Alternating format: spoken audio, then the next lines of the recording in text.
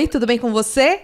Espero que sim. Eu sou Gisele Alexandre. E eu sou Bia Monteiro e você está ouvindo o Manda Notícias. Um podcast que leva informação de qualidade e promove a cultura periférica na Zona Sul de São Paulo.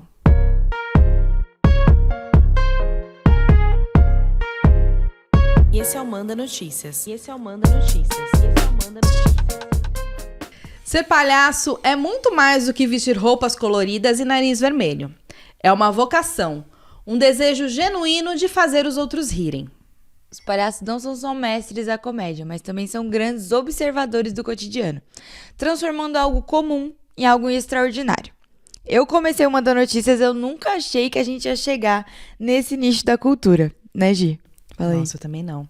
Mas é isso, né? A gente também tá aprendendo o que é a cultura e todas as suas vertentes. Todas as suas dimensões. Né? É, e hoje a gente tem aqui dois caras que são muito além de palhaço. Eles são atores, eles são poetas, eles são várias coisas. Muito bem-vindo, Washington Gabriel e Doni Araújo. Bem-vindo, galera. Obrigado pelo convite. Tamo junto. Gratidão. Muito obrigada. E salve, Manda Notícias, a gente começa mais um episódio hoje. Vocês já sabem, quem tá aqui há um tempinho, já sabe que a gente sempre começa com a pergunta pra gente falar do nosso território. Então, quero que vocês contem como que vocês chegam na Zona Sul. Então, a história particular, né? De onde vocês vieram, como que foi o lance da família de vocês. E depois, como que vocês se conectam culturalmente com esse território. Pode começar, Doni. Tá tudo bem aí, Doni? Tô pensando é que a história é triste. Você nasceu no Ângela, não? Não, eu não nasci no Ângela, eu nasci no Belenzinho. E aí, com 3 anos, minha família vem pro Ângela. E começamos num quarto, vamos dizer assim... Um quarto que cabia 2 pessoas, tinha 8 pessoas. Caraca. E é muito louco que... Como é que isso vai acontecendo? Porque o meu pai conhece um cara que está construindo casas no Ângela. E aí ele vem para cá para trabalhar e ser caseiro de alguns lugares. Tal. E aí eu me entendo... como pessoa do Ângela desde os 3 anos. Movimento de ocupação. Era o movimento de ocupação? Que ano que era isso? Ah, ixi. Me pegou agora. Vamos 80? dizer. Foi 35 anos atrás. 80 e... 87. por aí, 88. Por aí. Porque nessa época a Zona Sul estava vivendo esse momento muito forte, né? Porque eu chego no Capão, na Coab, em 88, com a inauguração da Coab Adventista. Por isso que eu te perguntei, porque acho que muitos de nós que chegamos no território da Zona Sul nesse período, a gente viu esse movimento de moradia acontecer, assim, muito perto. O que você está falando, né? Seu pai, de alguma forma, estava ali. Sim, e... No Ângela aconteceu os loteamentos, né? Sim. E foi muito rápido sair de um lugar extremamente verde para um outro lugar de verde e vermelho, que é as casas de bloquinhos vermelhos para tudo que é canto. E minha família estar nesse lugar também, assim. Eu sou filho de pernambucano e goiana. Essa mistura que eles se encontram em um baile da terceira idade, que hoje 60 a mais. E eles não eram 60 a mais. É isso que eu ia perguntar. Não, eles eram 20 menos. Eles eram 20 menos que estavam lá dançando com 60 a mais. Porque aí eu não cheguei nessa pergunta com eles. Mas eles se conheceram e tal, e foi isso, assim. Que massa. E seguiu. E tá aqui. E eu tô aqui, assim. Eu gosto mais de falar que a minha trajetória no Ângela foi dos encantamentos, assim. Desse lugar que eu tive que lutar a todo momento para buscar referências, para entender que o que eu estava fazendo fazia sentido para a minha sobrevivência, e também nesse lugar de tentar só seguir, tentar, tipo, fazer que as coisas fluíssem tranquilamente para minha família. Nisso, meu pai vai embora, e aí minha mãe continua a jornada, e aí a coisa fica apertada. A coisa se transforma assim no... Todo momento você tendo que realmente estudar, realmente ser alguém que se destaca para tentar não cair na tragédia da realidade. Que a realidade nos jogava a todo momento assim para violência, para situações de que era mais fácil viver prejudicando o outro, era mais fácil viver sacaneando o seu vizinho, era muito mais fácil. Só que ao ver minha mãe se lascando, literalmente, pelo menos eu e meus irmãos optamos em tentar o mais difícil, né? Tentando, porque se ela estava tentando, né? Se ela estava todo momento buscando tirar a gente de uma realidade cruel, por que nós também não poderíamos fazer? E aí chegamos a avançar um pouco nisso. O detalhe foi que quando eu me entendo como artista, minha mãe começa a se remoer por dentro, porque ela fala, nossa, por que, meu filho? Vai ser pobre a vida toda. Ou dó. Ou não, né? Vai ser tipo, Iludido. Pra quê? Porque não tem referencial. Né? Não tinha no Ângela, aonde eu piso, aonde eu estava, pessoas que eu poderia falar, nossa, meu vizinho, ele é músico, meu vizinho é ator. Os céus nem existiam. Né? Não, quem cresceu nos anos 90 nessa região, é isso. A gente era... eu falo isso, né? Hoje, daqui a pouco eu vou ser referência para os jovens que estão fazendo jornalismo, porque na minha época não existia jornalista na quebrada. É isso. Não existia ator na quebrada. Né? Não existia... Enfim, mas vamos trocar mais essa ideia mais pra frente. E tu, Washington, como você chega na Zona Sul? Só antes do Washington falar, Bia, a gente estava trocando essa ideia, né? A gente tem trazido muitos artistas que estão, né, ou moram ou atuam na região do Taboão da Serra e no Embu das Artes. Sim. Mas é impossível que é outro município, né? São municípios que fazem fronteira com a Zona Sul. Mas é impossível a gente falar da cultura da Zona Sul sem falar sobre esses territórios. Sim. Porque a gente e eu acho que assim, principalmente o sarau, ele surge desse movimento que começa lá, né?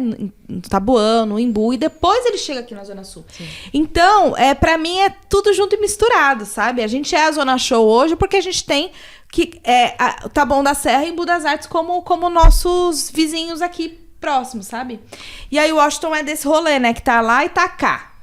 Então, conte pra gente, Washington. Bom, começar do início também, né? Isso. O Doni comentou aqui desde o nascimento dele aqui. Eu sou filho de um baiano com uma sergipana. Eu sou sergipano, nasci em Sergipe, em 23 de outubro de 1987. E aí, em 94, minha mãe veio para São Paulo atrás do meu pai, porque meu pai veio para cá e depois não voltou mais. E aí, ficamos lá na rodoviária do Tietê um tempo, esperando meu pai não chegou. É triste, mas é engraçado, mas é triste. E aí, meu pai até que ele chegou e falou assim, ficamos lá, que nem você chega lá em janeiro, se for em janeiro, quem foi em janeiro na rodoviária do Tietê, você vai ver muitas famílias sentadas, esperando alguém chegar para alguma coisa. E muitas vezes não chegam e dali virão muitas coisas. E aí meu pai até que foi buscar a gente foi morar em Embu das Artes, Jardim São Marcos, na Rua A. E aí também, um cômodo para 5 pessoas, um cômodo mesmo assim, um cômodo e um banheiro. E aí depois, enfim, progredindo, aí minha mãe se inscreve num programa de habitação, de moradia popular. De moradia popular, que é o CDHU. E a gente ganhou um apartamento no ano 2000, no Parque Jacarandá, em Taboão da Serra. Aí mudei para o Jacarandá, Taboão da Serra, e morei lá até 2015, no mesmo lugar. Só que eu comecei a estudar no Projeto Arrastão, que é em Campo Limpo, que já é São Paulo. Nossa, você é o cara que traduz tudo isso que eu falei aqui. Passei nos 3 municípios, exatamente. E aí comecei a estudar no Projeto Arrastão em 98, fui aluno. Aí depois eu me formei lá como palhaço, como artista. E depois eu dei aula, trabalhei no Projeto Arrastão, fui coordenador, dei aula também e produtor lá. Então minha carreira toda de ator, de produtor e de cidadão, eu dou a mim, lógico, mas ao terceiro setor. Porque eu me formei, meu curso foi dado pelo Doutores da Alegria, que é uma ONG de palhaçaria hospitalar aqui em São Paulo, mas que tem no Brasil todo, e em parceria com a Arrastão, que eles estavam trabalhando no Hospital do Campo Limpo. Eles falaram assim, a gente vai fazer uma formação, a gente tem uma formação, só que a gente quer experimentar na periferia agora. Porque a gente está trabalhando aqui no Hospital do Campo Limpo, a gente queria fazer aqui. Fizeram uma parceria, e o Arrastão acolheu essa formação. Então, minha formação também foi na Zona Sul, dentro do Projeto Arrastão. E ali eu fiquei durante muitos anos. Fiquei na Arrastão mesmo, frequentando durante 20 anos. Caramba. Minha família ficou durante quase 40 anos. O Projeto Arrastão tem 62 anos. Então minha família é bem extensa, ficou muito tempo lá. E aí me formei lá, trabalhei, e hoje o meu grupo de teatro, que é o Grupo Clareou de Teatro, e o Espaço Clareou de Teatro é em Taboão da Serra, e eu moro hoje na Zona Sul, aqui na Vila Andrade, perto do Campo Limpo aqui. Nossa, muito legal, né? Eu e a Bia, a gente estava falando aqui do Projeto Arrastão, né? Da importância do Projeto Arrastão, assim como outros projetos sociais. E esses projetos sociais, eles...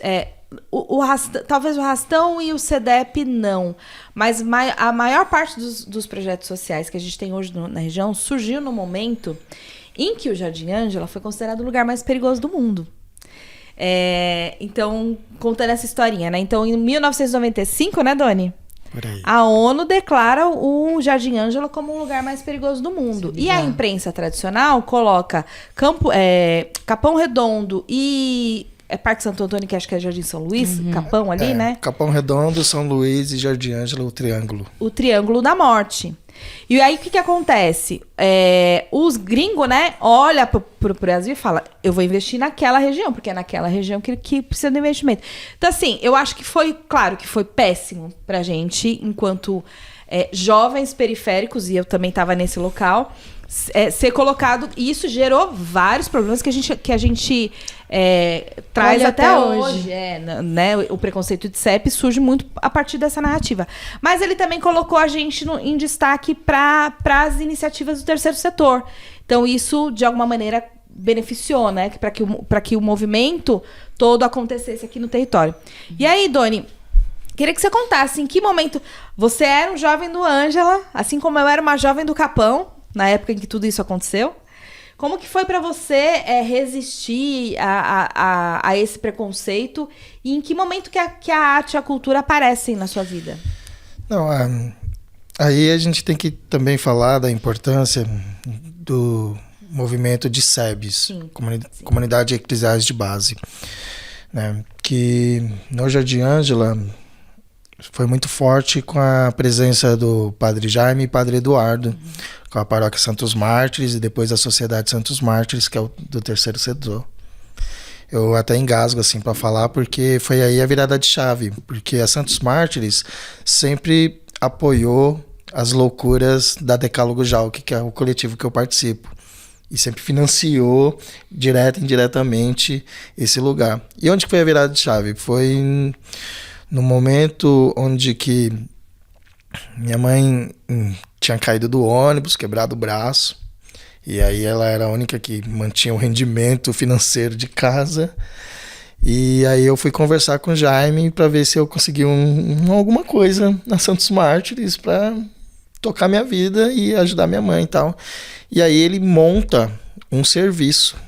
Ele constrói uma vaga de emprego para que ele pudesse ali ajudar minha família naquele momento que a gente precisava.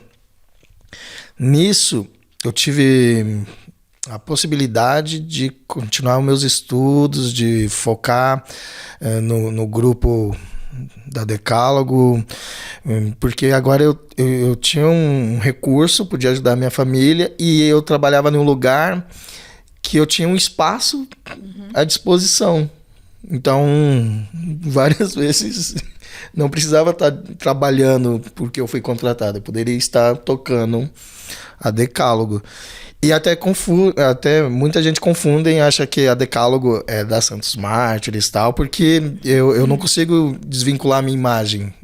E não vou desvincular também, porque faz parte da minha vida. Assim como o Washington Arrastão, a Santos Mártires, assim como muita gente, me salvou e me colocou nesse lugar de pensar em coisas melhores. E aí, isso é 2001. 2001... a gente começa a entender que o grupo que formou a Decálogo naquela época começa a entender que incomodava a gente estar junto, incomodava a gente fazer arte. E aí a gente falou, já que incomoda, então vamos formalizar. Vamos falar que a gente é um grupo mesmo, porque na verdade a gente não era. A gente só se encontrava, eram pessoas que gostavam de arte e fazia. E isso incomodava os outros. Então a gente resolveu, então... Aquela panelinha lá, ficar falando esse negócio. Não, até vendo que é tia isso? falando. Que é isso? Olha lá os doidos. Os doidos. Chegou os doidos. E aí a gente falou, já que falam de nós, vamos formalizar para falar mesmo. E aí foi formalizado em 2001 a Decálogo, né? Na época só Jalk. E de lá para cá, tamo aí. Massa. E aí, Washington, como começa a sua história na arte? Você falou do que no Arrastão você já fez a palhaçaria, né? Eu me formei lá. E você começa palhaço? Eu tinha essa dúvida de se vocês primeiro tiveram interesse na atuação, de ser ator ou de ser palhaço. Ou se uma coisa está entrelaçada na outra. Não, a minha vontade desde criança, de jovem, era de ser comediante. E minhas referências eram todas da televisão, né? Que era o próprio Chico Anísio e o Tom Cavalcante. Nada contra, mas infelizmente. E aí, enfim, eu comecei a trabalhar, estudei no Arrastão, e eu comecei a trabalhar com o Estatuto da Criança e Adolescente, com ECA. Fazia participava das reuniões, dos encontros. Aí fui delegado estadual e o ECA estava fazendo acho que 5 anos ainda. E aí, quando o Doutores veio iniciou a parceria com o Projeto Arrastão, aí um amigo meu falou, o Thiago Vinícius de Paulo da Silva, da agência Solano Trindade, e da Organicamente aqui. Aí ele falou assim, Washington, você trabalha com ECA. Mano, faz palhaço, porque você vai juntar uma coisa na outra e isso vai te ajudar a melhor comunicação, inclusive até para...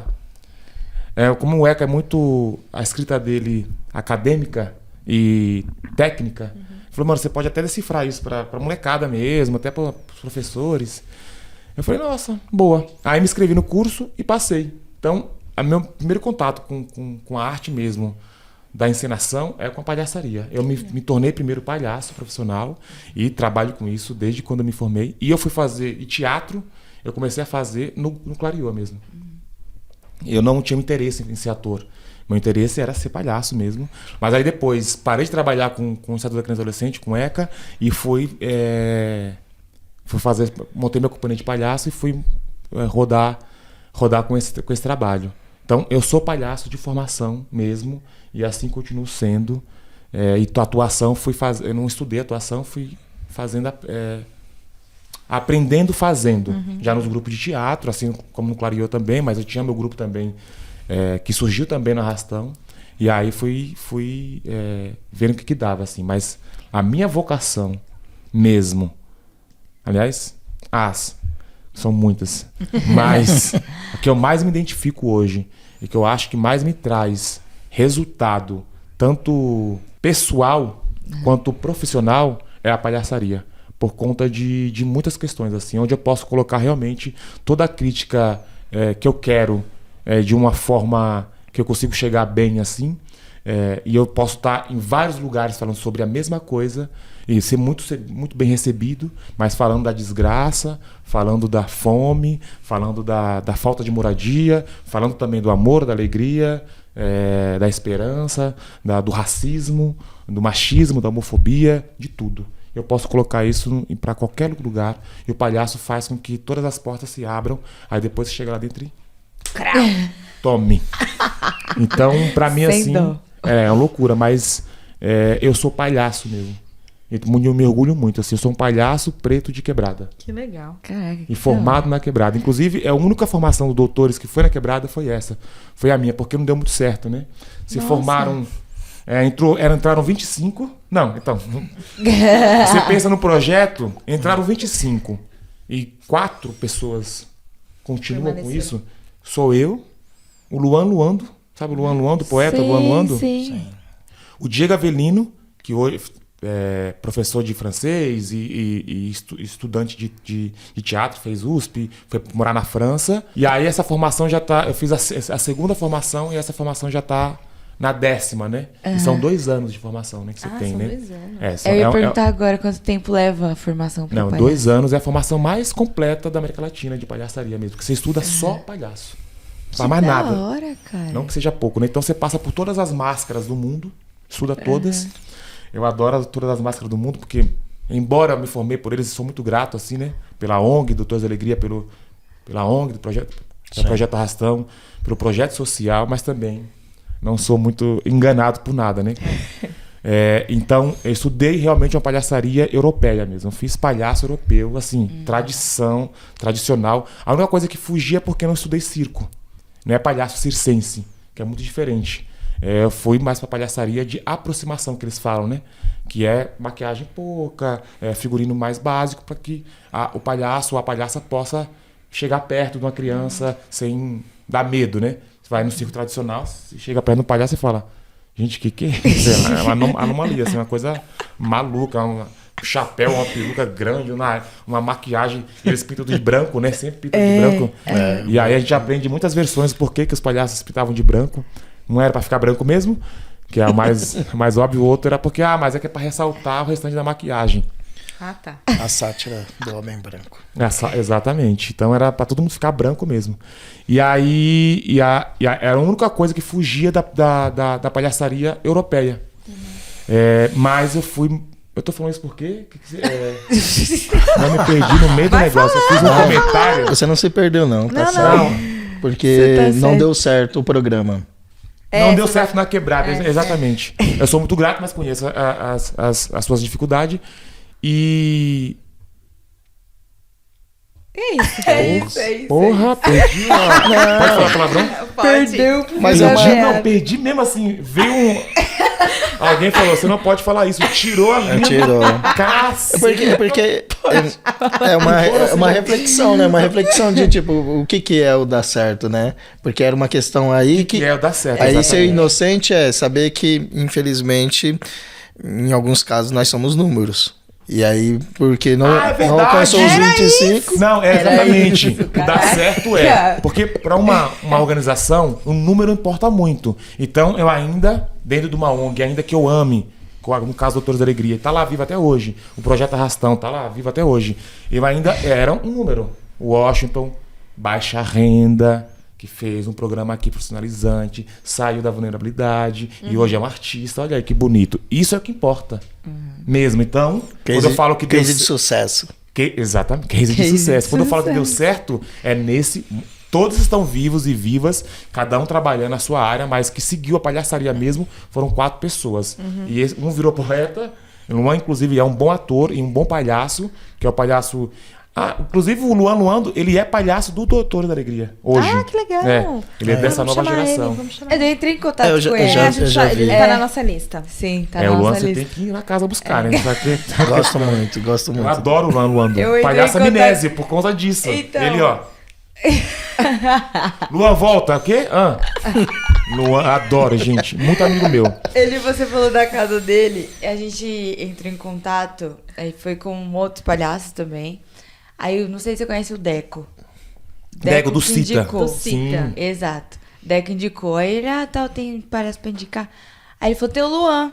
Mas aí o Luan, tem uma questão do Luan. A gente, o que acontece com o Luan? Então, Luan, você vai ter que ligar bastante. Gente, estamos expondo um coleguinha que nem veio aqui no episódio, gente. Podia fazer um episódio só do Luan. Só do Luan. E chamar muitas pessoas. Mas Meus- Luan foi o querido Ô, Luan, Luan, vem, tá na Luan, nossa lista, por favor. Luan. Não ouve eles, não. A gente acredita em Não, você. eu super gosto do Luan, super gosto. Aí, ó, outra coisa. Não, eu amo. O Luan me formou. Imagina, gente. Tudo que eu sei sobre teatro periférico mesmo. O Luan já falava disso antes de a gente, desse termo, ainda não ser popularizado mesmo.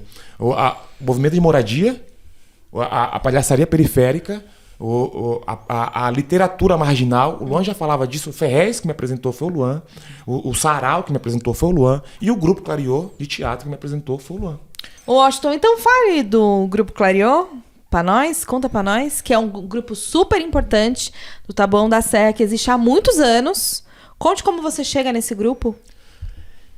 Me formei em palhaço e aí o meu colega, que é o que me batizou mesmo, que é o Diego Avelino, ele fazia parte do Clariô, né? Ele entrou para fazer um espetáculo Clariô, e aí o Diego, em um momento, ele caiu lá na EAD, lá na escola que ele fazia teatro, e quebrou o joelho. Eita. Arrebentou o joelho. E aí, como eu estudei muito tempo com o Diego, eu imitava muito bem o Diego.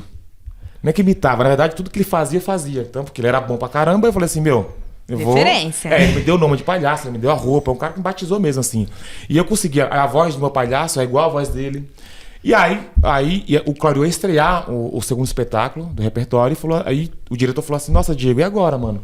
Porque o espetáculo era com um cenário que eram 3 escadas, né? Tinha que subir e descer. Aí ele falou, tem um cara aí que não é ator, mas é palhaço, e que ele sabe me imitar muito, assim. Tudo que eu faço, ele faz. Ele tem uns trejeitos, é igualzinho. Aí eu falo, você olhar o Diego hoje, você vai falar assim, não é possível. Não é possível. O Diego é muito bom mesmo. Me vendeu legal, assim. Me compraram... E aí, aí me ligaram, me chamaram. O Mário Pazini, ainda quando era vivo, falou assim, você faria isso aqui, olha, a gente vai estrear daqui a 2 semanas o espetáculo. Eu falei, mas é pra fazer o que o Diego faz? Ele falou, tem que criar alguma coisa? Não, é só você olhar ele e falar. Aí eu falei, beleza, isso aí. Tem que decorar texto? Ele, tem, é teatro. Filho. Pode improvisar? Não. Falei, olha, vai ser difícil, mas vamos lá. Mas o Diego faz, eu faço. Aí foi assim que eu criei. Mas o Grupo Clariô Teatro, quando eu estudava ainda a palhaçaria, já era referência já. Eu já ia assistir Os Pó da Gente, que é o primeiro trabalho, assim, com brilho nos olhos, assim. Era tipo pensar assim, caramba, mano, do lado da minha casa, do lado assim, né? Na Zona Sul, aqui tá bom da Serra, mas coladinho, a gente tem um espaço de teatro, ainda não tinha um galpão, ainda era casa, mas o espetáculo que eles faziam, pra mim, até hoje, já se passaram, acho que 13, 14 anos depois, é um dos maiores espetáculos que eu já vi na vida. Quem pôde e teve o prazer de assistir Os Pó da Gente, é uma experiência que nunca vai sair da sua cabeça. Assim. Então, eu olhava aquilo e falava, gente, como é que pode? Tô aqui, mano. Então, e são um espetáculo só de mulheres, né? São 6 mulheres fazendo. E era tão maluco assim que é uma identificação tão forte, artisticamente, socialmente, culturalmente, que a gente ficava tão vislumbrado que eu olhava aquilo muito distante da minha vida, o grupo, né? De falar, mano, quando eu chegar nesse grupo é que eu venci na vida. E assim, quando me convidaram pra fazer parte, eu falei, gente... Vocês estão falando sério? Mano, foi de verdade. Eu tava numa loucura, assim, uma festa. Nem vou... Uma coisa íntima, assim, uma festa bem bagunçada. Era um sábado, igual ontem, assim. Um sábado, a gente tinha que ir lá domingo. 9 horas da manhã. Tá vendo? Aí eu falei, não, atendi, falei, vou, isso, vou tá aí. Eu acordei assim, acho que era 10 horas, com alguém me ligando. Falei, eu acho que você vai estar aqui. Falei, aonde, gente? O que aconteceu? Que loucura, eu não sei nem onde eu tô. E aí, mas foi, aí era o Clariô mesmo. Eu cheguei lá, falei, gente, é o Grupo Clariô Teatro, eu vou fazer uma peça com o grupo. Foi assim, uma das maiores honrarias, assim, pra minha profissão, pro meu ser mesmo, enquanto artista, enquanto trabalhador da arte, fazer parte do Grupo Clariô. Hoje sou ator do grupo e sou produtor do Grupo Clariô Teatro. Mas fui construindo, galgando uma carreira ali dentro. O bichão, assim. hein? É bruto. É pouca coisa, nada. Mas desculpa, eu não vou falar muito porque tem uma outra convidada mais tarde. pra um outro... É o mesmo episódio, não, né? Não. Não pode falar. Mas assim, ela vai falar bastante, porque ela é justamente uma das fundadoras do grupo. Então, eu vou deixar pra que ela fale melhor que eu. Estará E aqui aqui no a Manda gente quer Notícias. trazer todo mundo do Clariô pra cá. Sim. Traga! Gente, já traga falaram uma várias resenha. vezes do Clariô. Clariô é... Várias vezes. É só falar que eu me arrepio. Não traz todo mundo junto, Gente, porque não, senão, todo mundo não. vira uma epopeia, senão- é interminável. Ô, Washington, e tem possibilidade da peça Hospital da Gente voltar até apresentações? é só comprar. Compra aí, gente. Não, tem. Compra a aí, gente- galera, pra gente poder assistir. É um espetáculo que em 2018, 19, antes da pandemia, antes mesmo, a gente comemorou 10 anos desse espetáculo, mas ele tá lá pronto pra ser feito. O cenário tá tudo guardado, assim, porque a gente sabe que é um espetáculo que ele se atualiza com o tempo, né? Sim. Infelizmente. Porque ele fala muito da desgraça de um outro lado da desgraceira humana, assim. Então, ele sempre se atualiza, assim. O Marcelino Freire, que é o autor e escritor da peça, ele sempre fala, poxa, o hospital, ele toda vez que apresenta e demora para apresentar, ele sempre trata de um tema atual. Faz Que é, sentido, sim. infelizmente, né? Que também é no caso do texto da Paz, que é dele também, que a Naruna declama muito assim. E toda vez que alguém compartilha esse texto dela declamando, é que alguma desgraça aconteceu. Alguém foi morto, algum jovem, aí teve uma chacina. E ele fala, toda vez que esse texto vem à tona é porque a gente realmente, enquanto humanidade, falhou mais uma vez. E vira e mexe, 2 vezes por ano, tá lá de novo no Instagram dela, bombando disso. Ela fala, ixi, alguma coisa aconteceu, pesadamente. E esse texto faz parte do história da gente, né? Ele faz parte do espetáculo. Sim. Então, toda vez que esse espetáculo vem, alguém assiste e fala, mano, vocês estão falando de hoje. E estreou em 2008, lá no Espaço Clariô. E quando a gente faz, não mudou nada de texto. O texto é igual, desde quando estreou, e ele se atualiza com o tempo. Então, tá aí. Alguém chamar para fazer, a gente faz. É porque ele é muito complexo, né? A gente precisa de 2 dias para montar, porque a gente faz 8 barracos de madeira, e aí quem assiste tem essa... É itinerante, você consegue entrar nos barracos, ver tudo assim, é uma loucura mesmo. Então tem que ser um espaço grande, tem que ser... não é qualquer valor que leva também, e aí tudo fica mais caro, né? Sim. Mas tá lá. Chamou, a gente faz. Pronto. Da hora, então fica aí, gente, a dica. Se a gente estiver assistindo, produtor cultural, investe aí. Institutos de cultura, essas paradas aí, tudo. Não sei se vocês assistem a gente, mas fica aí. Assistem, sim. Assim. Será? Fala Alô, mal deles pra você Sesc. ver. Você tá lá, "Ué, que Chega." isso, gente, que vocês estão falando? É igual citação no Instagram, né? A pessoa nunca falou, mas você faz um trabalho e não cita. Oxe, Não falou da gente? não falou. Eu falei, mas pra mim não fez nada. Eu não sabia nem que você olhava meu Instagram. Mas eu fico impressionado, é um ego que o pessoal tem. Olha, Passei por isso recentemente. E você, Dani, conta um pouquinho sobre o nome da Decálogo e como ela surge, né? Como ela se desenvolve. Conta um pouquinho da história pra gente. O nome da Decálogo é Decálogo JAL, que quer dizer 10 boas ações. São 10 ações que são realizadas dentro da Decálogo, que é mímicos, palhaços, festivais, mostras. Infelizmente, a pandemia nos deu um rodo, então a gente está no hiato agora, por causa que cada... Nada, você não tá fazendo uns contos lá, uns vídeos? Então, mas é que... Aquelas que desmentiu o convidado. Ai, desculpa. É que nesse hiato, cada artista tá num canto. Ah, tá. E um fica tomando conta da tutela. Né? O que acontece? Os contos, eles fazem parte dessa pesquisa folclórica, que é a cultura popular, de escrever contos para as pessoas entenderem que a nossa história pode ser recontada várias vezes, mas ela tem que ser contada. Ela tem que existir. E eu sempre achei engraçado como essas lendas... O folclore brasileiro que é apresentado para as crianças, ele vai diluindo as culturas, as religiões, ele vai diluindo o aproximar da sua avó com sua mãe, com seus netos. Ele vai diluindo porque vira um ser distante, que a gente estava conversando, né? A distância do artista querer seguir outro artista. Quando você olha, cria um mito, né? E na verdade, para nós, o folclore nada mais é do que as nossas próprias histórias, nossos trejeitos, as nossas vontades malucas de defender ou de proteger o nosso templo, nossa terra, o nosso solo. Então, assim, quando eu me encontrei nesse lugar, eu falei, não, acho que rola a cada ano a gente trazer o que nós entendemos com esse do Curupira, o que nós entendemos do Saci, o que nós entendemos, qual é o sarro que a gente tira disso tudo também, porque eu quero contar histórias a partir da minha experiência de vida. Eu quero poder...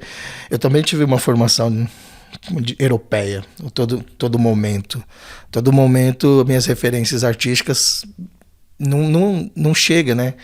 A brasileira, não chega uma referência brasileira. Até a gente estava conversando antes de estar aqui que tipo, eu preciso absorver mais referências brasileiras porque já não me compete, não me sacia as referências que eu tenho artisticamente. E aí, né, desses 10 coisas que nós realizamos e do nosso hiato e não hiato, a gente vem tocando assim projetos menores assim e se encontrando quando dá. A gente tem um ateliê e esse ateliê a gente vai revezando quem vai usando, tal. Tem um outro grupo, a CIA em Defesa dos Direitos, que é fruto da Decálogo, que usa também o espaço, e a gente vai trocando nessa expertise de tipo não perder a chama, não perder esse lugar, que quando o hiato acabar a gente volta todos juntos, nós estaremos juntos de novo. Então estamos nesse lugar assim, e os contos ajudam nisso, falar, gente, estamos vivos, estamos aqui, existe, não estamos perdidos. Ou, por exemplo, as formações que eu venho fazendo, né? Então não é o Doni, é sempre a Decálogo que faz as formações. Se só vai aparecer o Doni, se vai só aparecer a Mari ou o Adriano, é um de nós. Não vai estar o grupo, mas é um de nós, e onde tiver um de nós, a Decálogo existe até a gente conseguir de volta. Massa. Esse resolução do hiato, que é uma sequela da pandemia mesmo. Né? Infelizmente, nós tínhamos um desejo nesse nosso ateliê de fazer o Centro Cultural para a Pessoa Idosa, onde que a gente se tromba. E aí vem a pandemia, e a pandemia diz assim, vocês não podem fazer atividades com a pessoa idosa. E aí os nossos desejos vão diluindo, o nosso ateliê precisa ser repensado, porque precisa ocupar um projeto social nele. E aí nisso a gente vai entendendo que a gente tinha que cada um tocar a sua sobrevivência, porque a gente não conseguiria fazer ele em grupo. E também pensamos assim, caramba, e agora? Acaba? A gente encerra o jogo? E aí surgem as ideias malucas individuais, assim, ideias, não vamos acabar o jogo, vamos costurar, vamos nos organizar, vamos nos capacitar, vamos buscar outras informações e tomar esse fôlego. E agora o fôlego tá assim, e aí, quando a gente volta? E aí, quando a gente ensaia? E aí? E aí é achar a agenda. Luan, né? Vocês falam do Luan. Eu conheço o Luan quando a gente estava começando a discutir sobre o fomento à cultura das periferias. O Luan é uma das grandes pessoas que ajudou esse fomento a existir em São Paulo. Luan, você vai ter que vir aqui, cara. Desculpa. E aí, quando isso a gente vem discutindo, a gente começa a falar assim, caramba, né? A gente ajudou a construção de fomento e a gente não pegou o fomento. Mas está tudo certo, porque outros grupos pegaram e é uma das expertises também da Decálogo, né? Todos os que participam da Decálogo, a gente sempre vai defender a política pública. Sempre. Então vocês sempre vão ver um de nós em algum rolê de defesa de política pública. E por quê? Porque a gente acredita que a política pública de cultura tem que chegar forte nos territórios onde a gente teve que desbravar. A gente não tínhamos um grupo vizinho, como como aqui no Campo Limpo, que era atravessar o rio, o lago, eu não sei como vocês falam. Córrego. O córrego. O córrego, que tinha um grupo. No nosso caso sempre foi muito difícil. A nossa casa de cultura era 40 minutos de distância de ônibus. Né? Então, para nós, a gente estar nesse lugar de reinventar, de buscar, de sermos a nossa própria referência o tempo todo, e depois descobrir que isso tinha um problema que era estrutural por causa da ausência de política pública, foi que também fez a gente estar nesse lugar. Nesse lugar de, tipo, falar assim, quando tava todo mundo lá, tipo, não, vamos montar o espetáculo, a gente tava na Câmara, brigando que, tipo, não tirasse dinheiro do Vai. Tava em salas de vereadores falando, e aí? Por que vocês estão fazendo isso? E uma das coisas que a gente sempre aprendeu é que, assim, a gente precisa sempre dialogar com essa galera, mas nunca se cooptar a ela. E aí, quando a gente tem o poder de bater na mesa e falar assim, ou você faz seu trampo, ou a gente vai te denunciar, é muito melhor do que quando você, tipo, recebe uma grana e aí fica preso porque o seu vereador de estimação igual o nome das estações de trem, né? Hoje eu me sinto invadido quando eu chego numa estação e tem um nome de uma marca e minimamente eu estou sendo manipulado a consumir aquela marca. Minimamente não, grosseiramente a todo momento. Então é esse lugar aí, Decálogo, é isso, assim, as 10 boas ações que a gente considera importante. Estação Borba Gato. Nossa. Polêmica. Ô, Doni, você sabe como a gente se conheceu? Eu adoro pegar os convidados. Vai, Doni. No CEDEP. Não, foi no... Não, eu já tive em alguns lugares. Não, assim, não. Conhecer, talvez foi no Perifaçu. não. Eita, então não sei. A gente se conheceu numa reunião antes da gente construir o Centro de Memória Ana Dias, que era para falar sobre memória. Verdade. Lá na Santos Mártires, Peter, Angélica, você lembra? Eita, lembro. Lembra os nomes. Nesse dia foi o dia que... Achei o Doni tão inteligente. Não, nesse dia eu tava tão assim, atônico, porque a gente tinha acabado de ganhar o espaço pro ateliê. Então você nem lembra de mim, por isso. Porque nesse dia, aí na hora que você falou, eu já lembrei a memória, assim, e que foi quando a gente tinha um prédio desocupado, e aí o pessoal tava pensando o que ia fazer com ele, e aí me chamaram pra uma reunião umas 2 vezes, assim, eu não conseguia ir. E aí, nesse dia tinha a reunião do Centro de Memória também, daí eu falei, vou no Centro de Memória, depois eu nem fui mais. Que é isso.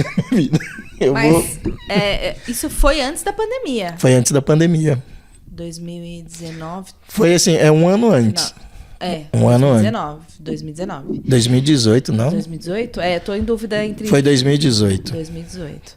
E depois a gente se encontrou no Perifaçu, que é o edital. Sim. Da onde surge o Manda Notícias. Então, o Doni acompanhou o Manda Notícias, porque o Manda Notícias surge de um projeto que eu e o Miller estava construindo de formação, que é o Educapão, que hoje a gente toca também. E aí deu a pandemia, e aí a gente criou o Manda Notícias meio a toque de caixa, e ele é hoje isso que a gente tem, né? Esse podcast, esse produto em audiovisual, que nem era essa ideia.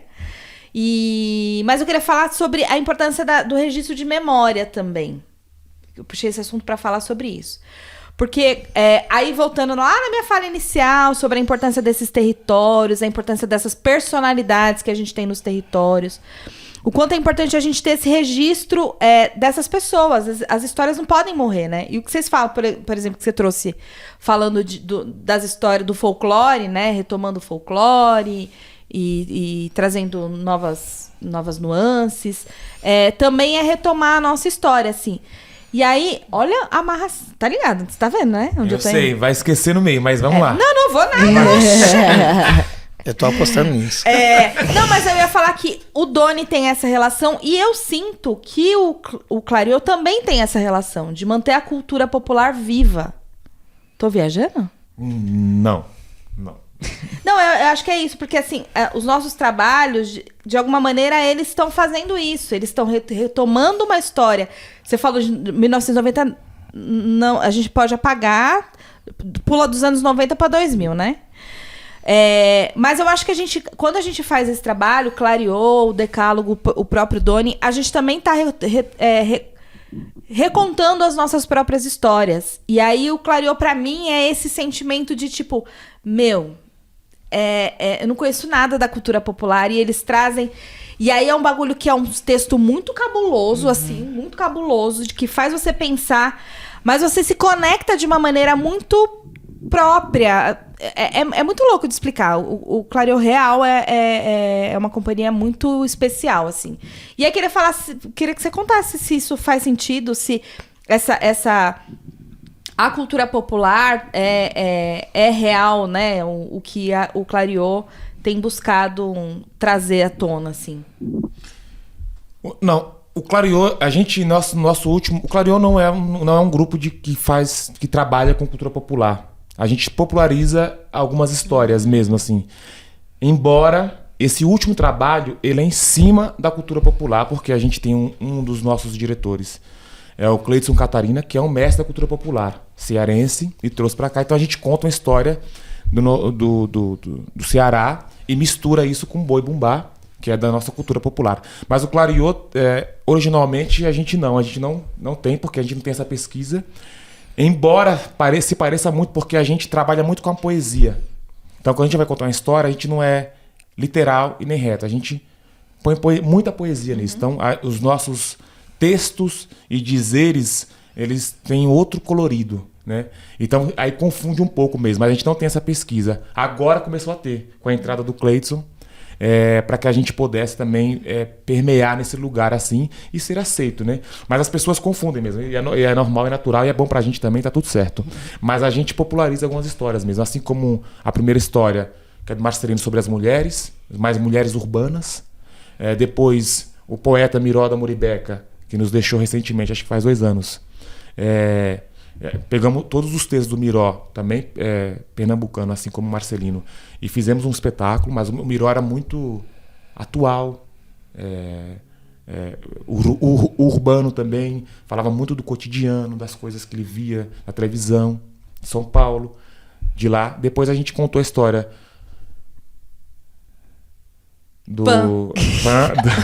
Eu que esqueci, viu? Não, depois a gente contou a história do... Meu Deus do céu! Do Severino, em Morte e Vida Severina. Sim. João Cabral de Melo Neto, só que a gente não conta a história. A gente pega essa história e conta ela de trás pra frente. A gente refaz a história do João Cabral de Melo Neto. E aí traz de novo Pernambuco, traz de novo o nosso sertão, o nosso Nordeste. Aí parece cultura popular. Mas a gente tá recontando uma história. Mas você falou... Nossa, eu fiquei...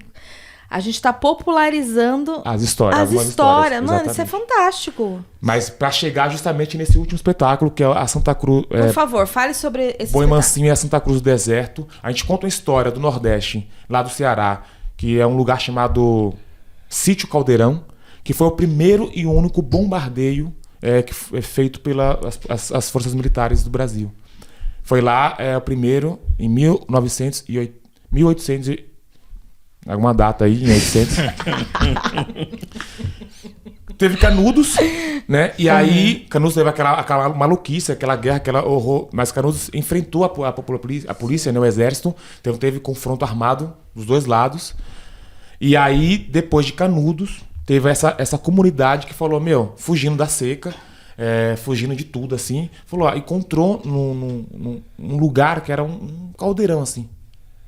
No Nordeste, e tinha bastante água. Então eles começaram ali a criar uma nova comunidade, que é a Santa Cruz do Deserto. Criaram, e o Sítio Caldeirão é o nome do lugar, um caldeirão mesmo, e parava muita água ali, tinha muito verde, e eles começaram a ter essa comunidade, assim, e um beato que liderava. Um beato, que é o José Lourenço, e a beata Maria de Araújo, lideravam essa comunidade, e aí, para não virar uma nova Canudos, o exército de noite foi... E com um avião matou 800 pessoas. 800 que eles conseguiram encontrar os corpos, né? Teve gente que não virou nada, virou pó, virou cinza, assim. E aí, então, a gente reconta essa história. novamente. E é uma comunidade que veio a partir do Padre Cícero, né? O terreno é do Padre Cícero. Quando o Padre Cícero morre, a igreja toma. A igreja também foi contra essa comunidade. Todo mundo era muito contra, porque não tinha dinheiro na comunidade. Era troca. Tudo era troca mesmo. Então, quem tinha sua vaga, e se tinha um boi lá. O boizinho, um boi mesmo, que o Padre Cícero tinha dado pro Beato. Aí, antes de bombardearem lá o lugar, o cara vai, prende o Beato, mata o boi e dá para ele comer o boi, que ele criou a vida toda. Deus. Porque também a igreja era contra, porque as pessoas achavam que eles ficavam endeusando o boi. E o Beato falou, gente, é um presente do Padre Cícero. Então, não é que eu estou endeusando, mas as pessoas achavam, criavam essa ilusão, né? A igreja falou assim, vocês não podem pegar um animal e criar, fazer que é Deus, Eu falei assim, não, gente, é um boi, é um presente que a gente teve.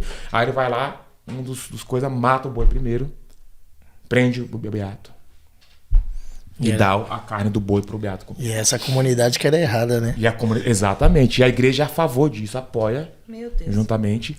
E aí, de noite, foi crescendo assim. Cresceu muito a comunidade.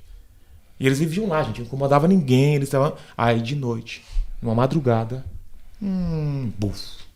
Primeira bombardeio aéreo das Forças Militares Brasileiras. Então, a gente conta essa história. É triste. Pra caralho, é triste mesmo. A história é triste. Mas o espetáculo... É triste também. Mas a gente conta a história real... que é esse momento, né? Toda a criação dessa comunidade junto com o popular do imaginário, que é do boi bumbá. Então a gente mistura o boi verdadeiro e o boi bumbá e vai contando. Porque se a gente contar só essa história, acaba aí, então. Acaba na desgraceira. E o boi bumbá não. O boi bumbá tem o nascimento, o batismo, a morte e a ressurreição. Então até a morte a gente conta igual.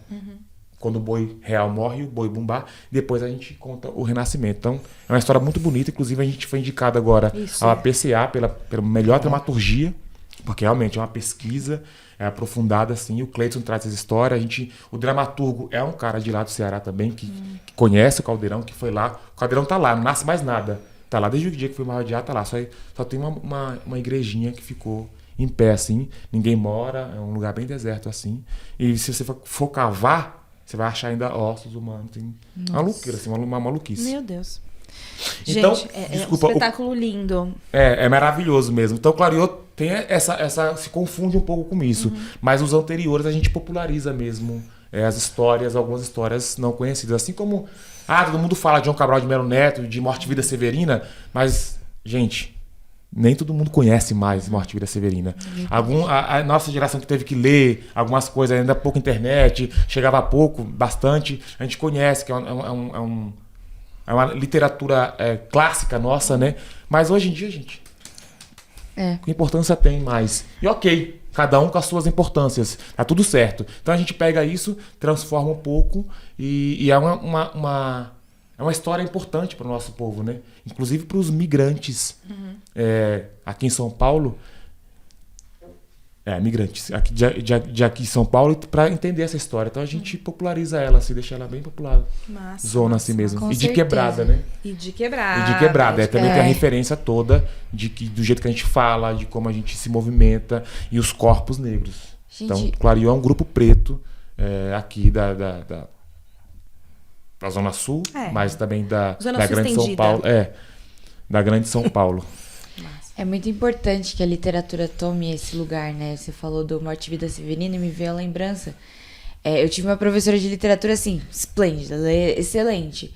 Só que, talvez, às vezes na escola é tão corrido, na escola que a gente conhece, ensino médio, fundamental e tal, é um tempo tão cronometrado, é tão engessado que às vezes não dá tempo. Eu lembro que eu tava muito próxima de fazer o Enem e ela falou, gente, Morte e Vida Severina, não tem tempo de falar pra vocês. Então é legal que a gente ocupe esses lugares, outros lugares da arte, quando se sai da escola, pra explorar também. É isso, tornar popular histórias que não deu tempo de contar, sabe? Às vezes não dá tempo. Isso falo por mim, que tive professora de literatura. Mas também pra... que na escola não tem esses locais pra contar essa história que é a nossa história também, né? Legal. E contar de outra forma, de uma forma muito mais interativa e interessante e Enfim, né, gente? O teatro, as artes Não, cênicas, o coisa Morte linda. e Vida, além de... Ele é lindo, né? Quem lê mesmo assim, maravilhoso. Mas você não entende nada. Você não entende nada. É igual Guimarães Rosa, gente. É. Lê Sagarana, você fala... não, Sagarana. não, Eu ia É falar uma disso leitura, é uma agora. leitura pesada, né? E eu vejo sempre nesse lugar do o quanto você precisa ter algumas referências para visualizar aquela leitura ali. E aí quando o teatro se permite também, porque o teatro tem que se permitir a contar essas histórias de uma forma que vai chegar ao público, senão ele vai contar também da mesma forma pesada que é a escrita. É muito mágico, muito, assim, eu também o máximo respeito ao grupo teatro. Porque o que eu escuto, assim, os nossos caminhos não se cruzaram, mas o que eu escuto e as pessoas têm como referência, as pessoas falam, as pessoas clamam, as pessoas brigam até para conseguir ingressos, que é um lugar da onde eu vejo. Eu falo, ué, que bom. Porque também a cultura de grupos de teatro é um lugar muito tênue. É maluquice, cara. É maluquice. Porque não há uma vontade que os grupos de teatro continuem. Assim, é todo dia abrindo a porta e escutando alguém falar assim, não, acho que vocês poderiam, né? Muito barulho. Muito barulho. Por que isso? Por que isso? O que vocês estão fazendo? Exatamente, exatamente. E é um acesso, né? É o que eu tava falando. Na escola é uma leitura complicadíssima e que perde-se o interesse de ano em ano. Se na geração de vocês, na geração dos meus pais, eram os mesmos livros, só que cada vez mais, com o advento da internet, vai se perdendo o interesse de leitura. E o teatro seria uma excelente estratégia, é uma excelente ferramenta para trazer de volta esse interesse, trazer de volta esse brilho nos olhos, com histórias que a gente pode contar de outras formas, sabe? Contar com outras palavras. Gente, consumam o Teatro da Quebrada. Sim, por Vá lá no favor. Espaço Clarion. Ainda tá rolando o Sarau do Binho lá? Sim, toda segunda de cada mês. Toda segunda do mês tem Sarau do Binho. E para você conhecer o espaço, aí você fica de olho na programação, para você ver os espetáculos do Clarion. Faça isso, é muito, muito importante. E acompanhe também o Doni lá nas redes sociais. Eu acho que a gente já tá nesse momento, né, Miller? Já estamos nesse De momento. despedida? Pois é. Porque a gente tem uma convidada aí, né, que vai chegar. Inclusive o produtor que agilizou o negócio. A gente não pode deixar... Foi difícil, hein? Se eu Então, soubesse. entendeu? complicado. A gente não pode, né, deixar... Ela esperando? É. Ah, pode. Ah, tá bom. Você pode, eu não posso não, meu filho. Ele tá falando de onde ele pisa, né? Tá É falando de onde ele lógico. pisa. é. Tá. Vamos pros arrobas? Vamos pros arrobas. Não vai perguntar, desculpa. Ai, A pergunta? A pergunta... Esqueci. Valeu. Vocês me desanimaram, ok? Gente, Não, mas então... eu também quero saber o nome de palhaço deles. Sim. Que eles não falaram. Pode falar? Ou é secreto? O meu é Gastão. Gastão? Gastão. O meu é Pamaço. Pamaço. Que Pamaço. da hora. Por quê? Tem o porquê? Gastão, o Diego Avelino, lembra do Diego Avelino? Conta a história dele aqui, eu sempre conto. O Diego foi no primeiro ano de curso e no Nariz a gente só recebe no segundo ano de curso, né? Então você já tem que vir de casa depois que você passa as férias, do primeiro ano pro segundo, mais ou menos pensando no seu figurino. Aí o Diego foi embora, passou as férias e ele assistiu o musical da Bela e a Fera. E tem o Gastão. Fala pra caralho, assim, muito. Muito. Aí ele chegou em janeiro do outro ano e falou, ó, você vai ter muitos bolsos, você vai toda hora tirar uma coisa do bolso, e o nome é Gastão, por conta de falar muito, cara. Você gasta a gente muito. Da hora. E o seu, Doni? O meu surge porque no início utilizávamos da palhaçaria para fazer manifestos sociais. Manifestos, daí ficou o palhaço de manifestos sociais, Pamaço. É uma sigla. Caraca! É uma sigla. Pamaço. Palhaço de manifestos sociais. Nossa, gente, que doido. Gente, isso é muito bom, cara. Gente, eu fui desanimada a fazer essa pergunta, por isso que ele está no final. Então, se você ouvir ao final, você vai ganhar esse presente. Então, assim, a gente teve uma pauta aqui, longuíssima nos bastidores. Isso tem dias. Tem dias. Sobre Semanas. ser clown e ser palhaço. que existe uma diferença. Disseram, tá na boca do povo, gente. Se o povo tá discutindo, gente, tem diferença ou não tem? Vocês podem esclarecer isso pra gente. Se não tiver, tudo bem. Tá na boca do povo. De que povo? Do nosso povo aqui, ó. Do nosso povo. Desse povinho aqui, ó. Olha, Nossa assim, bolha. se você for pesquisar e colocar no Google a diferença, você vai achar muitas e muitas versões. E todas estão certas e todas estão erradas. Mas assim, a mais simples é palhaço é português e clown é inglês. É a única diferença que eu tenho pra mim. Sim. De verdade, assim. Se eu tiver num país de língua inglesa, você é o quê? Sou clown. Se eu tiver em língua portuguesa, eu sou palhaço mesmo. Aí você vai, mas é que tem as diferenças de convívio, porque palhaço remete a circo tradicional. Clown é outra coisa. Clown é de proximidade. É daquela coisa que eu te falei da limpeza. Ele é poeta também. Às vezes ele nem fala. Gente, não tem, assim, é muita contemporaneidade pra pouca coisa. Mas é essa, assim, no meu estudo, na minha formação, clown é um jeito de falar palhaço em inglês. Beleza. Mesmo. Você concorda, discorda ou prefere não se manifestar? Não, eu super concordo. E aí eu utilizo o termo clown porque assim, o início dos palhaços da Decálogo foi dentro de uma trupe, a trupe dos Clowns Anônimos, que era uma sátira mesmo dessa questão de toda hora a gente usar alguma coisa no inglês. Vamos fazer um network, vamos fazer um checklist, vamos fazer... E aí sempre... Um job! Um job, vamos fazer um job. E aí, essa trupe era um outro sarro também, que era a ideia de, assim, existe uma trupe que não tem o dono da trupe. E o nosso número era caçar o dono da trupe, o anônimo. Quem é? Quem é esses anônimos? Então ficou isso. E aí eu utilizo sempre os nomes quais eu utilizo para resgate histórico, resgate das minhas raízes, assim. Tem nomes que nem fazem sentido, eu mudo o significado por sentido de agora. Só que eu tenho que tê-los comigo para ter a minha raiz, para não esquecer como comecei lá atrás, quando a gente era novinho fazendo palhaços, a gente achava o máximo falar clown também, para que tipo ficava nesse enigmático. Mas é cada um, quando é a sua formação. Doutores da Alegria é outro lugar. Mas eles falam clown. Eles vêm tudo da escola da Lecoque. Eu sou clown. Eu falo assim, eu sou palhaço mesmo. Lecoque. Eu tinha uma professora que falava, você é palhaço. Não, Sou palhaço. Eu falei, sou palhaço. E é muito legal, assim, legal no conflito, de você, as pessoas, que palhaçada. Como assim, que palhaçada? Do que você tá falando? Não, vocês são um bando de palhaço. Não, eu sou palhaço. Agora você também aqui é palhaço. Isso é outra... olha... O que vocês estão falando aí?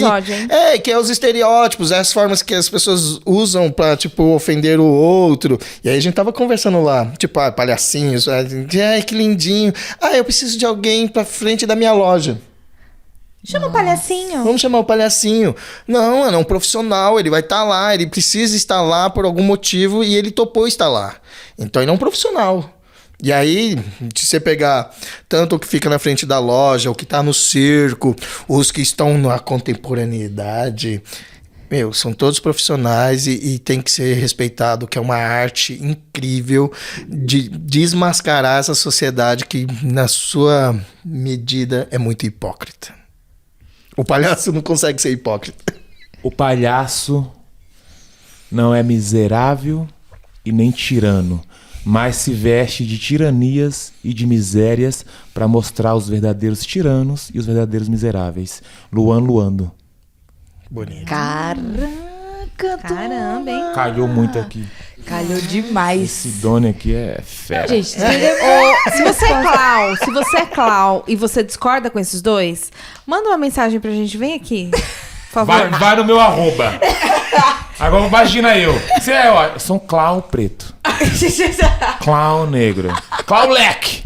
Clown Black. Não, gente, não bate. Não, aqui, ó. Clown Black. Clawback. Bebendo sangue do povo branco aqui, ó. risada agora. Desculpa, isso pode cortar, tá? Pelo amor de Deus. Mas é isso, Mas, é essa mas resposta eu que a falo gente que eu queria. sou o Clau. É? Mas é por causa do meu contexto. Não, mas, sim, não é. Gente, os termos têm mesmo. É que na minha, e eu não questiono, imagina, mas é que na minha formação mesmo, tinha uma professora que ela falava assim. A diferença é que um é inglês e outro é português. Mas é isso. Só que cada professor é professor. E a gente acha isso o máximo, que ela repetia isso todo dia. Porque tem, gente. Aí tem o clown também, que o clown, ele tem uma idade, né? É até 10 anos, por exemplo. Então é uma coisa... São muitas coisas, histórias. E aí também tem a coisa da intelectualidade. Os clowns, eles são intelectuais também, eles pensam, são poetas. Os clowns de Shakespeare, que é uma companhia muito famosa no Brasil. Então, os clowns de Shakespeare, os palhaços de Shakespeare, mas não são palhaços populares. São os clowns de Shakespeare. Eles declamam Shakespeare, eles fazem espetáculo de Shakespeare, eles são intelectualistas. Então, assim, é um outro dane-se, eu sou palhaço mesmo, popularzão, da cara preta, dos Mateus também, da cultura popular, Mateus. Cavalo Marinho. Exatamente. Então, assim, das comunidades também de indígenas. Então, eu sou esse palhaço mesmo. Pra também quebrar um pouco do estereótipo também do xingamento. Toda vez que eu ouço um xingamento, sou palhaço, eu falo assim, opa, e eu sou formado, hein?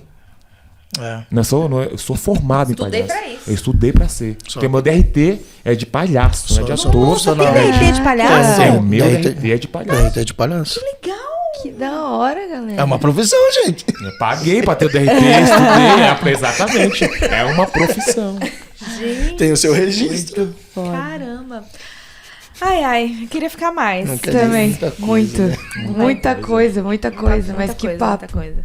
E então agora a gente chega na hora dos arrobas, que é quando vocês falam onde as pessoas podem encontrar o trabalho de vocês, chamar vocês lá pra algum trampo. E aí, quem vai? Tretar por causa Pode ser dos coletivos também, das companhias. Por favor. Pra me achar no Instagram, no Facebook, em qualquer lugar, é @WashingtonGabriel. Washington com U, sempre. E dizer também, faço parte de alguns coletivos, é importante falar. Além do Grupo Clareou Teatro, @Grupo Clareou Teatro, eu sou produtor também das Clarianas, @Clarianas, oficial. Também sou um dos diretores e artista do Protagonistas, Movimento Negro no Picadeiro. É um circo preto. Incrível. Que é incrível mesmo, que a gente tem levado aí.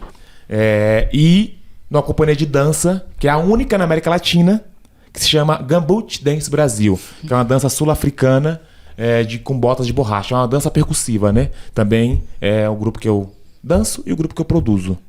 Isso. E você dorme que hora? Você tem algum horário que você dorme na sua agenda? Gente, o cara faz mais coisa que eu, hein, gente? É muita coisa. E eu sou avô. Mentira. Você tá zoando. Mentira. Além de tudo. Minha neta tem 5 anos. Mentira, tem 5 meses.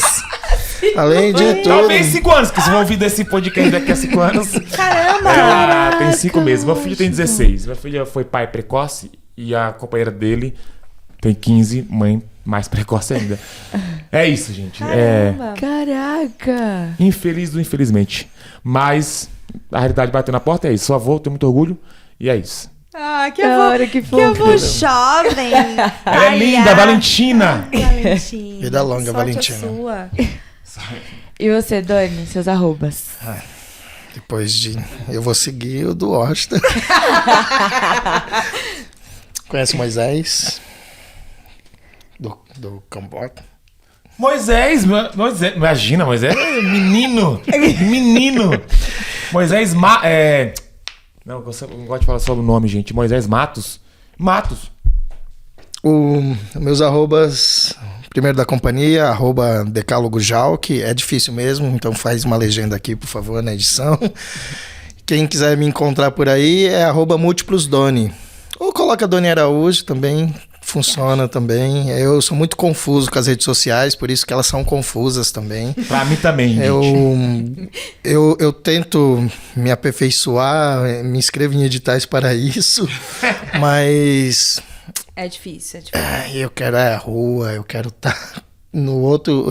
Eu quero conhecer pessoas do jeito que eu aprendi a conhecer, mas eu preciso me modernizar mesmo. Tá tudo certo. Muito obrigada. Uma honra tê-los aqui. E você sabe, o meu arroba é gialexandre.oficial. @bis.m_ e @mandanotícias. Segue a gente lá, segue todo mundo. Meninos, prazerzão ter vocês aqui. Valeu mesmo, que baita papo. E é isso, gente. A gente vai ficando por aqui. A gente queria ficar muito mais, mas toda quinta-feira a gente tá junto. Isso aí. Beijo, beijo e até o próximo episódio. Até, gente. Tchau, tchau. E esse é o Manda Notícias. E esse é o Manda Notícias. E esse é o Manda Notícias.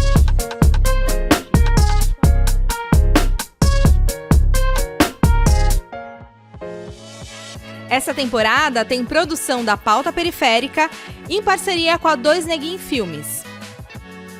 A direção de audiovisual é de Miller Silva. Produção de Robson Santos e Caroline Lopes.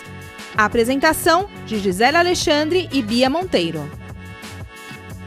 O projeto Manda Cultura foi contemplado pela 7ª edição do Programa de Fomento à Cultura da Periferia da cidade de São Paulo, da Secretaria Municipal de Cultura.